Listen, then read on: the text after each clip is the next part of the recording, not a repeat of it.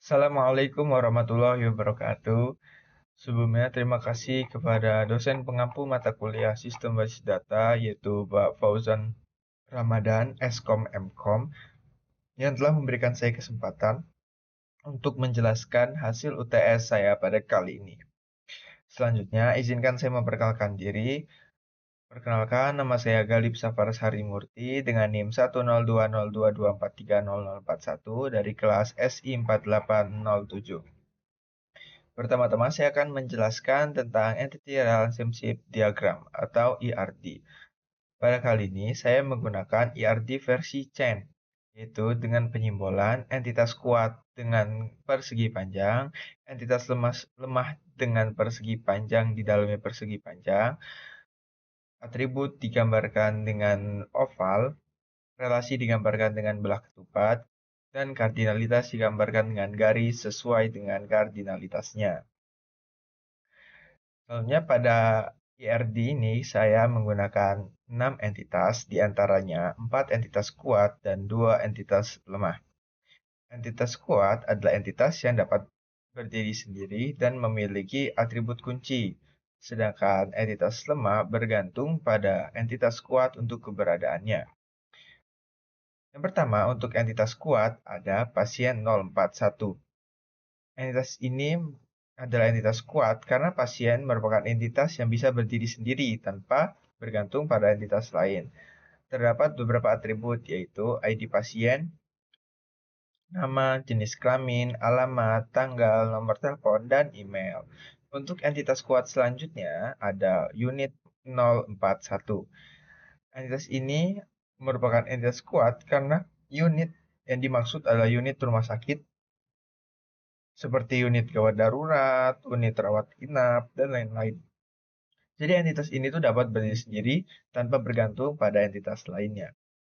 Pada entitas ini terdapat dua atribut yaitu ID unit dan nama unit. Untuk entitas kuat selanjutnya ada layanan 041. Entitas ini merupakan entitas kuat karena layanan akan tetap ada walaupun pasiennya tidak ada. Jadi layanan ini tidak bergantung pada entitas apapun. Pada entitas ini terdapat 4 atribut, yaitu yang pertama ID layanan, nama layanan, merek, dan biaya. Untuk entitas kuat selanjutnya ada kategori layanan 041. Entitas ini merupakan entitas kuat karena layanan tidak bergantung kepada karena kategori layanan tidak bergantung kepada layanan. Karena kategori ini untuk mendata layanan tersebut tuh masuk ke kategori yang mana. Jadi akan tetap ada walau layanannya tidak ada. Pada entitas ini terdapat 3 atribut, yaitu yang pertama ID kategori, nama kategori, dan deskripsi. Selanjutnya ada entitas lemah. Yang pertama ada transaksi 041. Entitas ini merupakan entitas lemah karena entitas ini bergantung pada pasien. Jika tidak ada pasien, maka transaksi pun tidak ada. Pada entitas ini terdapat beberapa atribut, yaitu yang pertama ada ID transaksi, waktu transaksi, metode pembayaran, status, dan total biaya. Untuk entitas lemah yang terakhir ada detail transaksi 041. Entitas ini merupakan entitas lemah karena entitas ini bergantung pada transaksi yang ada. Jadi jika tidak ada transaksi, maka detail transaksi ini pun tidak ada. Pada entitas ini terdapat 3 atribut. Yang pertama ada ID detail, jumlah, dan subtotal. Selanjutnya saya akan menjelaskan tentang relasi dan kardinalitas. Relasi itu adalah hubungan logis antara dua entitas dalam database yang menunjukkan bagaimana data dari satu entitas terkait dengan entitas lainnya. Sedangkan kardinalitas adalah batas numerik yang menunjukkan jumlah maksimum dan minimum instance suatu entitas yang dapat berpartisipasi dalam relasi. Pada sistem kali ini saya menggunakan satu jenis kardinalitas yaitu one to many. Dengan yang pertama ada pasien ke transaksi dengan relasi membuat kardinalitasnya tentu one to many. Jadi satu pasien dapat membuat banyak transaksi pembayaran dan setiap transaksi hanya dimiliki oleh satu pasien saja.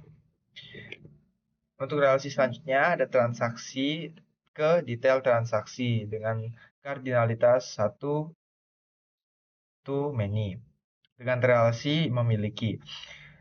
Jadi satu transaksi dapat memiliki banyak detail transaksi dan setiap detail transaksi hanya terkait dengan satu transaksi.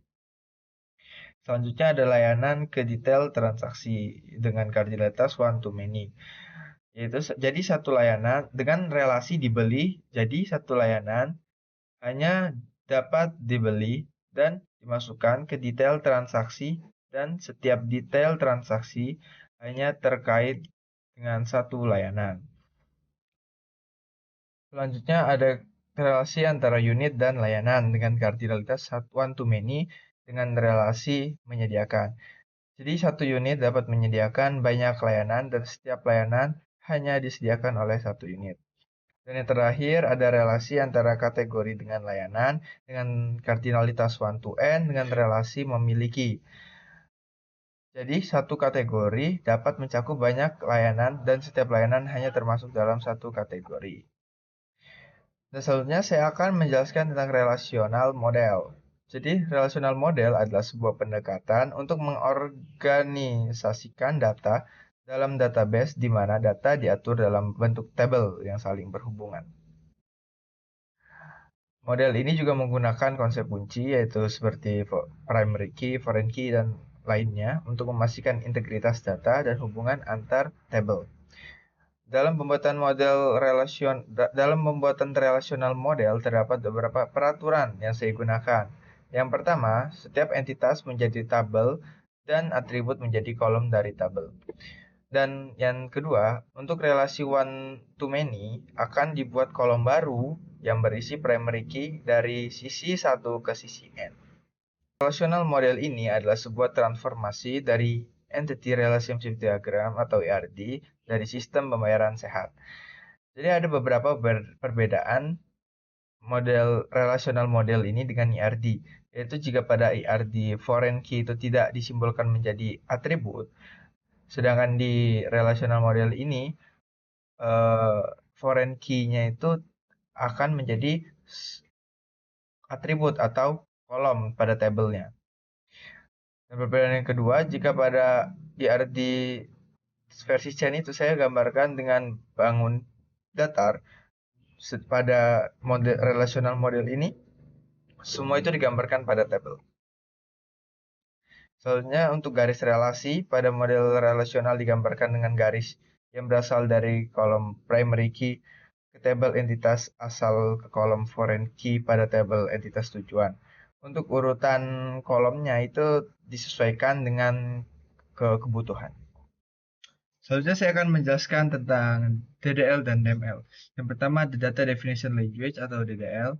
Pertama kita buat database-nya dulu, yaitu create database pembayaran sehat. Setelah itu kita buat tabel-tabelnya, yaitu ada tabel pasien 041 dengan atributnya, dengan tipe datanya ada varchar untuk string yang terbatas. Ada teks yaitu dengan string yang batasnya lebih besar, ada date untuk tanggal, dan ada constraint primary key untuk menjadikan primary key not null untuk nilai itu tidak boleh null, enum untuk datanya hanya yang ada di dalam kurung saja yaitu L kalau nggak P, dan atributnya ditulis dengan tipe data dan constraint-nya. Selanjutnya ada table unit 041 kita buat sama seperti tadi. Selanjutnya ada tabel kategori layanan 041. Nah, di sini ada constraint auto increment yaitu untuk otomatis bertambah data di EID kategorinya, misalnya yang data awalnya 001 jadi L002. Selanjutnya ada kita buat tabel layanan 041 dengan atributnya, tipe datanya dengan constraint-nya. Di sini ada constraint check, yaitu untuk ngecek biayanya lebih dari sama dengan 0. Jika biayanya kurang dari 0, itu tidak akan bisa masuk ke datanya. Selanjutnya ada foreign key, yaitu ID kategori sebagai foreign key dengan rujukan dari kategori layanan 041 dengan constraint on delete cascade on update cascade. Yaitu berarti jika di asalnya primary key ini dihapus, maka di foreign key-nya juga akan terhapus. Begitu juga dengan ID unit. Selanjutnya kita buat table transaksi, itu ada constraint on delete, restrict on update cascade. Nah, ini bedanya kalau restrict ini berarti dia akan menolak penghapusan apabila ada transaksi. Soalnya kita buat table detail transaksi, itu sama aja seperti tadi dengan foreign key-nya, dengan constraint-nya, dengan tipe datanya. Soalnya saya akan menjelaskan tentang data manipulation language atau DML. Yang pertama, pada tabel pasien kita input data dengan insert into nama tabelnya itu pasien 041, habis itu buka kurung tutup kurung, itu isinya data atau kolom mana saja yang ingin kita isi, habis itu datanya. Selanjutnya kita tampilkan datanya dengan cara select bintang from tabelnya, itu pasien 041, dan akan muncul tabel yang berisi data yang telah kita inputkan. Selanjutnya ada tabel unit 041, yaitu sama seperti tadi, kita masukkan datanya, habis itu kita operasikan select yang agak berbeda dengan ekspresi case, yaitu kita akan membuat kasus-kasus jika nama unitnya ini adalah apotek laboratorium hemodialisa akan keluar sebagai gedung A, apabila nama unitnya ini rawat inap, IGD, ICU, fisioterapi akan keluar sebagai gedung B, dan selain itu akan keluar sebagai gedung C. Nah, semua itu akan dikumpulkan atau menjadi kolom, yaitu lokasi gedung. Data-datanya diambil dari unit 041. Selanjutnya kita akan melihat hasil selectnya, yaitu ini data-datanya, ada nama unit, ada lokasi gedung. Selanjutnya kita akan masukkan data ke tabel kategori layanan 041. Habis itu kita akan select bintang from, yaitu kita tampilkan datanya, ini datanya, ada ID kategorinya, nama kategori, dan deskripsi.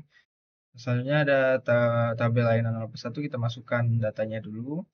Habis itu kita melakukan operasi select. Nah, di operasi select ini query-nya dibuat untuk menampilkan informasi lengkap tentang pelayanan-layanan rumah sakit yang memiliki biaya di atas 1 juta. Ini akan ada hasilnya. Oh, dan tidak lupa pula akan diorder secara dari yang terbesar ke terkecil. Nah, ini ada tabel hasilnya, itu ada nama layanan, biayanya yang dari terbesar, nama kategori, dan nama unit. Nah, soalnya kita masukkan data ke tabel transaksi 041, habis itu kita select from, akan keluar datanya seperti ini. Nah, yang terakhir kita masukkan data ke detail transaksi, yaitu dengan cara insert into nama tabelnya, itu detail transaksi 041. Setelah kita masukkan, kita select bintang from. Nah, akan muncul datanya.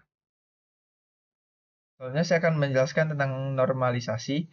Jadi normalisasi ini adalah proses pengorganisasian data dalam basis data untuk menghilangkan redundansi data, meminimalkan anomali, dan meningkatkan integritas data. Terdapat beberapa bentuk normalisasi. Yang pertama ada first normal form atau 1NF, yaitu menghilangkan kelompok berulang dan memastikan setiap kolom bernilai atomik, atau setiap baris itu memiliki data yang tunggal gitu. Yang kedua ada second normal form, yaitu 2NF, itu jadi kita harus memenuhi ENF dulu, habis itu setelah itu menghilangkan ketergantungan parsial, data tergantung sebagian primary key.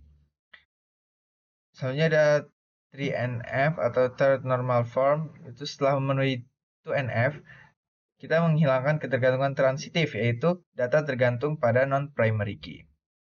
Tabel yang belum kita normalisasikan, itu ada beberapa data yang satu baris ya itu berisi dua data seperti ini. Di ID transaksi ini kan cuma satu, ID pasien satu, nama pasien satu, waktu transaksi satu. Nah, pasti ID layanan ini ada dua data yang tersedia. Nah, ini belum normalisasi atau unnormalized. Nah, masalahnya kenapa? Nilainya multi value antara ID layanan nama layanan, biaya layanan, dan total. Nah, selanjutnya ada masalah redundansi, pengulangan, yaitu nama pasien itu disimpannya berulang, gitu. Selanjutnya ada ketergantungan parsial, jadi biaya layanan bergantung pada ID layanan, bukan ID transaksi. Nah, setelah itu kita normalisasi ke 1NF, yaitu memecah nilai multivalue menjadi baris terpisah. Nah, di sini setiap datanya menjadi satu baris, tidak menjadi dua baris seperti yang tadi. Nah, selanjutnya kita menormalisasi ke 2NF, itu memisahkan tabel untuk menghilangkan ketergantungan parsial. Di sini kita membuat tabel baru yaitu tabel transaksi yang berisi ID transaksi, ID pasien, dan waktu transaksi. Soalnya layanan, ID layanan, dengan atribut ID layanan, nama layanan, biaya layanan. Yang ketiga ada detail transaksi, yaitu dengan atribut ID transaksi, ID layanan, jumlah, dan subtotal. Atau total. Nah, di sini kita lihat ID transaksi, ID pasien, nama pasien, waktu transaksi. Nah, ini eh, tidak ada ketergantungan parsial antar bagian primary key. Nah, selanjutnya ada normalisasi ke 3NF, yaitu menghilangkan ketergantungan transitif dengan memisahkan tabel pasien. Saya membuat tabel baru, yaitu pasien dengan ID pasien, nama pasien, dan tabel transaksi dengan atribut ID transaksi, ID pasien, dan waktu transaksi. Nah, begini hasilnya. Nah, jadi keuntungan normalisasi ini satu, mengurangi redundansi. Data seperti nama pasien itu tidak disimpan berulang. Selanjutnya, memperbaiki konsisten data. Jadi perubahan data misalnya kayak harga layanan hanya dilakukan di satu tempat saja, yaitu tabel layanan. Selanjutnya, meminimalkan anomali. Itu ada 3 anomali, ada insert anomali, update anomali, dan delete anomali. Insert anomali itu tidak perlu mengisi data pasien berulang. Jadi anomali saat kita masukkan data. Update anomali ini adalah anomali ketika kita mengupdate data. Selanjutnya terakhir ada delete anomali, yaitu anomali saat kita menghapus data. Manfaat selanjutnya ada struktur lebih efisien. Dan yang manfaat terakhir adalah mudah dikembangkan. Misalnya penambahan tabel baru, misalnya ada tabel dokter atau tabel ruangan, itu tidak mengganggu struktur yang ada. Sekian penjelasan saya kali ini, lebih dan kurangnya saya mohon maaf. Kepada Allah saya mohon ampun. Wabillahi taufiq wal hidayah. Wassalamualaikum warahmatullahi wabarakatuh.